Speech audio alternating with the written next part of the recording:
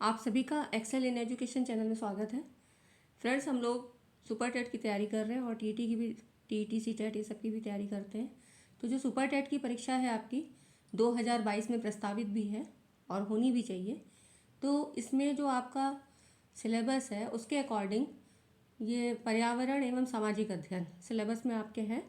तो वहाँ से आपके 10 नंबर के क्वेश्चन बनते हैं, जिसमें से एक पार्ट आपका संविधान का भी है, हिस्ट्री, ज्योग्राफी, पॉलिटी। तो उसमें ये संविधान का भी एक पार्ट है। तो आज हम लोग यहाँ पे इसको, ये फर्स्ट पार्ट है, इसको आज से हम इसको डिस्कस कर रहे हैं। और चैनल पे आप नए हैं तो सब्सक्राइब ज़रूर कर लीजिए, और अगर वीडियो पसंद आती है तो लाइक एंड शेयर ज़रूर करिएगा और वीडियो को पूरा देखिएगा, ताकि आपको जो बेसिक कॉन्सेप्ट है वो क्लियर हो जाए और कहीं से भी कोई कन्फ्यूज़न ना रहे, ताकि आपका एक नंबर भी मिस ना हो। चलिए फ्रेंड्स, स्टार्ट करते हैं। भारतीय संविधान में चीज़ें क्या थी, तो यहाँ पर देखिए जो फैक्ट्स की ही बात की गई है। जो बेसिक फैक्ट्स थे इसमें, वो चाहे दिन, तारीख, डेट से संबंधित थे या किन्हीं के नाम से संबंधित थे, वो सारी चीज़ें इसमें दी हुई हैं। तो आप लोग इसको देखिए। यहाँ पर जो सर्वप्रथम संविधान सभा की मांग की गई थी वो 1934 में रांची में स्वराज पार्टी ने की थी, और 1934 में ही भारत में संविधान सभा के गठन का विचार एम.एन. रॉय ने दिया था। तो विचार एम.एन. रॉय ने दिया था, और भारतीय राष्ट्रीय कांग्रेस के स्तर पर पहली बार 1935 में संविधान निर्माण के लिए आधिकारिक रूप से संविधान सभा की मांग की गई थी। अब ये जो एम.एन. रॉय ने इसका प्रस्तावित रूप दिया था, मतलब एक विचार दिया था, उसको लोकप्रिय और फॉर्मल स्ट्रक्चर देने का जो कार्य था वो जवाहरलाल नेहरू जी के द्वारा किया गया था। नेक्स्ट इसका पॉइंट है, एक निर्वाचित संविधान सभा द्वारा भारत के संविधान का निर्माण करने का प्रस्ताव सबसे पहले 1942 में क्रिप्स मिशन के द्वारा किया गया था। ये सारी चीज़ें बहुत ज़्यादा समझने वाली नहीं है, आप एक बार देख लेंगे तो आपको कंसेप्ट क्लियर हो जाएगा। आगे देखिए। अब कैबिनेट मिशन, तो 1942 में क्रिप्स मिशन द्वारा जो प्रस्ताव दिया गया था वो 1946 में कैबिनेट मिशन प्रस्ताव द्वारा इसे व्यवहारिक रूप प्रदान किया गया। तो ये कैबिनेट मिशन की जो संस्तुतियाँ थीं, इसके आधार पर भारतीय संविधान का निर्माण करने वाली संविधान सभा का गठन जो है 1946 में किया गया था कैबिनेट मिशन के द्वारा। इसके सदस्य कौन कौन थे? इसमें सर स्टेफर्ड क्रिप्स, और जो कि ये जो क्रिप्स थे ये व्यापार बोर्ड के अध्यक्ष थे, और दूसरे थे लॉर्ड पैथिक लॉरेंस, ये भारत सचिव थे, और ए.पी. अलेक्जेंडर, ये नौसेना मंत्री थे। तो इस तरह से ये 3 सदस्यों की एक सभा का गठन किया गया था इनके द्वारा। अब इसमें सदस्यों की कुल संख्या 389 निश्चित की गई थी, जिसमें 292 ब्रिटिश प्रांतों के प्रतिनिधि, 4 चीफ कमिश्नर क्षेत्रों के प्रतिनिधि और 93 देसी रियासतों के प्रतिनिधि थे। ये आपको बेसिक कॉन्सेप्ट आपकी जो परीक्षा के अकॉर्डिंग है, जिसमें जैसे कि जिस स्तर के सवाल उसमें आते हैं, प्रश्न पूछे जाते हैं, वही उन्हीं चीज़ों को यहाँ पर समाहित किया गया है। फिर आगे देखिए। 9 दिसंबर 1946 को संविधान सभा की प्रथम बैठक नई दिल्ली के काउंसिल चैम्बर के पुस्तकालय भवन में हुई थी। इसमें जो अस्थायी अध्यक्ष चुना गया था उनका नाम था डॉक्टर सच्चिदानंद सिन्हा को संविधान का अस्थायी अध्यक्ष चुना गया था। और इसमें से सवाल भी आया था, आपका एक प्रश्न पूछा भी गया था संविधान सभा के अध्यक्ष को लेके। तो जो 69,000 शिक्षक भर्ती हुई थी, तो उसमें इस तरह का क्वेश्चन आया था, जो कि काफ़ी विवादित भी था, क्योंकि उसमें ये मेंशन नहीं किया गया था कि अस्थायी सदस्य की बात कर रहा है या स्थायी सदस्य की। ठीक है, तो अस्थायी सदस्य डॉक्टर सच्चिदानंद सिन्हा, और मुस्लिम लीग ने इस बैठक का बहिष्कार किया और पाकिस्तान के लिए बिल्कुल अलग संविधान सभा की मांग प्रारंभ कर दी। आगे देखिए। 9 दिसंबर 1946 को 1946 में जो अस्थायी अध्यक्ष थे वो कौन थे? डॉक्टर सच्चिदानंद सिन्हा थे, जिसकी बैठक 9 दिसंबर और 1946 को हुई थी। और जो फिर हुई थी 11 दिसंबर 1946 को संविधान सभा ने जो स्थायी अध्यक्ष के रूप में जिनका निर्वाचन किया था उनका नाम था डॉक्टर राजेंद्र प्रसाद। ठीक है, तो इस तरह से अस्थायी सदस्य, अस्थायी अध्यक्ष और स्थायी अध्यक्ष आपको दोनों याद करने हैं। अब इसके निर्माण में कितना समय लगा? 2 वर्ष 11 माह और 18 दिन का समय लगा था भारतीय संविधान के निर्माण में। फिर आगे देखिए, इसके लिए अधिवेशन की संख्या कितनी हुई थी? तो 11 अधिवेशन हुए थे, जिनकी जो अवधि थी वो 165 डेज थी, 165 दिन की थी। फिर 11वें अधिवेशन के अंतिम दिन 26 नवंबर 1949 को संविधान को अंगीकृत किया गया था, मतलब अडॉप्ट किया गया था। ठीक है, अगला देखिए, फिर 11 अधिवेशन के अतिरिक्त जो 12वां अधिवेशन था, 12वीं बैठक थी संविधान सभा की अंतिम बैठक, वो हुई थी 24 जनवरी 1950 को हुई थी। ये इसकी डेट है यहाँ पर। इस दिन सदस्यों ने संविधान पर अंतिम रूप से हस्ताक्षर किए थे और डॉक्टर राजेंद्र प्रसाद को भारत का प्रथम राष्ट्रपति चुना गया था। ठीक है फ्रेंड्स, तो ये हो गए जो आपके डेट वगैरह थी और जो एक बेसिक कॉन्सेप्ट था जो कि आपको क्लियर होना चाहिए। वैसे तो ये बहुत ज़्यादा है इसकी हिस्ट्री, लेकिन आपकी परीक्षाओं में जो क्वेश्चन पूछे जाते हैं उनके अकॉर्डिंग इनको जानना ज़रूरी है। फ्रेंड्स, वीडियो पसंद आया है तो लाइक ज़रूर करिए। आगे देखिए, भारतीय संविधान के निर्माण के समय BN राव को संवैधानिक सलाहकार नियुक्त किया गया था।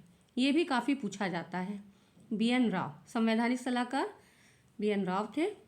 और यहाँ पे देखिए 26 नवंबर 1949 को भारत के लोगों द्वारा संविधान को अंगीकृत, अधिनियमित और आत्मार्पित किया गया था और संविधान पूर्ण रूप से 26 जनवरी 1950 को लागू हुआ था।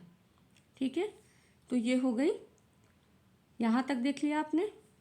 अब संविधान को जब 26 नवंबर 1949 को संविधान सभा द्वारा पारित किया गया था, तो इसके ये भाग भी जानने ज़रूरी हैं। देखिए 22 भाग थे उस समय और 395 अनुच्छेद थे और 8 अनुसूचियाँ थीं। कब? जब संविधान का निर्माण हुआ था।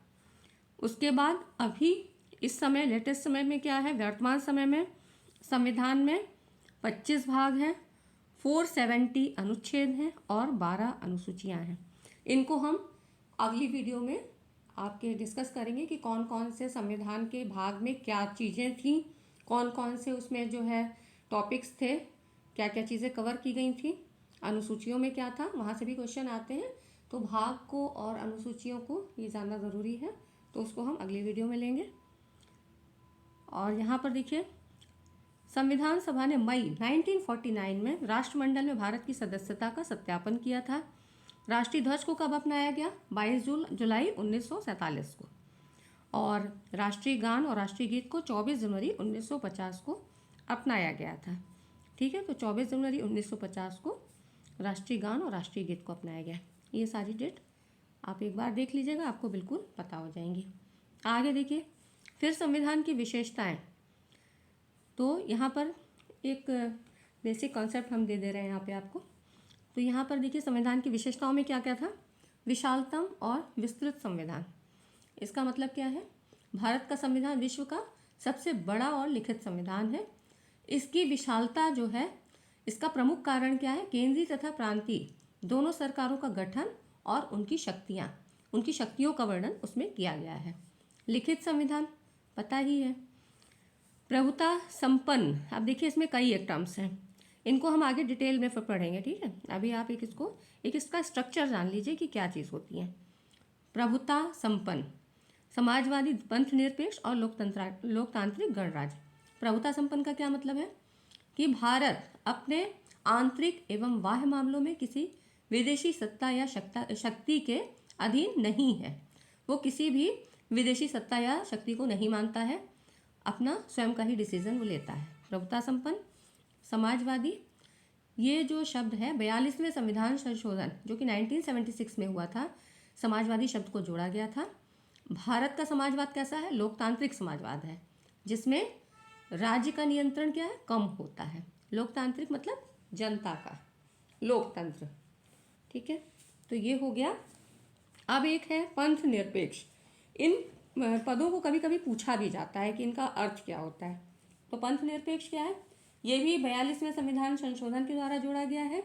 इसके अंतर्गत क्या होता है, किसी विशेष धर्म को मान्यता न देकर सभी धर्मों को समान भाव से संरक्षण प्रदान किया जाता है। तो ये पंथ निरपेक्ष। अब लोकतांत्रिक गणराज्य मतलब, इसमें एक कोटेशन था अब्राहम लिंकन जी के द्वारा दिया गया था, जनता के लिए और जनता के द्वारा स्थापित शासन होता है। उसमें मतलब जनता का ही रोल होता है, ठीक है। तो ये हो गया। अब यहाँ पर ये टॉपिक क्लियर हो गया। अब उसके बाद संसदीय शासन प्रणाली, ये सारी विशेषताएं हैं, इनको 1 बाय 1 डिटेल में फिर आगे देखेंगे जब हम पूरा पढ़ेंगे इसको। इस सारे आपको पढ़ने हैं एक बार। संसदीय शासन प्रणाली ये कैसे, 2 तरह की होती है। इसमें अध्यक्षात्मक और संसदीय शासन प्रणाली, तो इस तरह से ये 2 होती हैं। फिर नीति निर्देशक तत्व, ये क्या होते हैं, इन्हें न्यायालय द्वारा लागू नहीं कराया जा सकता, ठीक है। तो ये नीति निर्देशक तत्व, ये 1 बाय 1, ये भी काफ़ी सारे हैं तो इनको बताएंगे आगे। स्वतंत्र न्यायपालिका मतलब उस पर किसी का भी शासन नहीं है, अपने आप ही वो डिसीजन लेती है। आगे देखिए विशेषताओं में और क्या है, केंद्राभिमुख संविधान। ये इसका मतलब क्या हुआ, वैसे तो भारत का जो संविधान है वो संघात्मक है, लेकिन जब कोई विशेष स्थिति जैसे आपातकाल वगैरह विशेष परिस्थितियां आ जाती हैं तो उस समय क्या होता है कि ये जो संविधान एकात्मक हो जाता है और केंद्राभिमुख हो जाता है, अर्थात केंद्र की शक्ति सर्वोच्च हो जाती है, जो उसका डिसीजन होगा वही मेन होता है। तो ये हो गया केंद्राभिमुख संविधान, केंद्र की शक्ति मानी जाएगी। वयस्क मताधिकार मतलब मत देने का जो अधिकार है वो क्या है, 18 वर्ष की आयु का प्रावधान है। इस आयु के लोगों को ही मत देने का अधिकार प्राप्त है। फिर आपातकालीन उपबंध, इसका मतलब ये 3 तरह के होते हैं। जैसे आपातकाल मतलब कोई विशेष स्थिति होना, उत्पन्न हो जाना, जैसे युद्ध या बाहरी आक्रमण की स्थिति, तो ये पहली हो गई। दूसरी है राज्यों में संवैधानिक व्यवस्था के भंग होने पर, और तीसरी होती है वित्तीय संकट के होने पर। इन स्थितियों में संविधान में कुछ फ्लेक्सिबिलिटी आ जाती है, मतलब कुछ परिवर्तन उसमें किए जा सकते हैं, ठीक है। तो मूल अधिकार अभी जो हैं वो 6 हैं, मूल कर्तव्य 11 हैं। इनको भी आगे देखेंगे, डिटेल में पढ़ना है क्योंकि यहाँ से क्वेश्चन काफ़ी बनते हैं। अब नम्यता और अनम्यता मतलब, नम्यता और अनम्यता मतलब है फ्लेक्सिबिलिटी और रिजिड से मतलब है। नम्य मतलब फ्लेक्सिबल, इसमें अधिकतर प्रावधानों को संसद द्वारा साधारण बहुमत से संशोधित किया जा सकता है। और अनम्य क्या होता है, अनम्यता से मतलब रिजिड से है, कुछ प्रावधानों को संशोधित करना बहुत ही कठिन होता है और इसके लिए क्या होता है, एक स्पेशल प्रोसेस अपनाया जाता है, विशेष प्रक्रिया अपनाई जाती है, उनको साधारण तरीके से नहीं परिवर्तित कर सकते हैं। तो ये हो गया नम्यता और अनम्यता, फ्लेक्सिबिलिटी से मतलब है, ठीक है। फिर है एकल नागरिकता। एकल नागरिकता इसका मतलब ये हुआ कि कोई व्यक्ति सिर्फ भारत का नागरिक होता है, वो किसी राज्य का नहीं होता है, तो ये हो गया। और दोहरी नागरिकता में क्या होता है कि देश के नागरिक और राज्य के नागरिक, इससे मतलब होता है दोहरी नागरिकता। तो यहाँ पर क्या है, एकल नागरिकता है कि वो भारत का ही नागरिक है। फिर है संविधान की सर्वोच्चता। तो जो संविधान है उसको शक्ति के स्रोत के रूप में ही भारतीय संविधान को लिया गया, जिसकी शक्तियाँ उच्च हैं, बहुत सर्वोच्चता के शिखर पे हैं।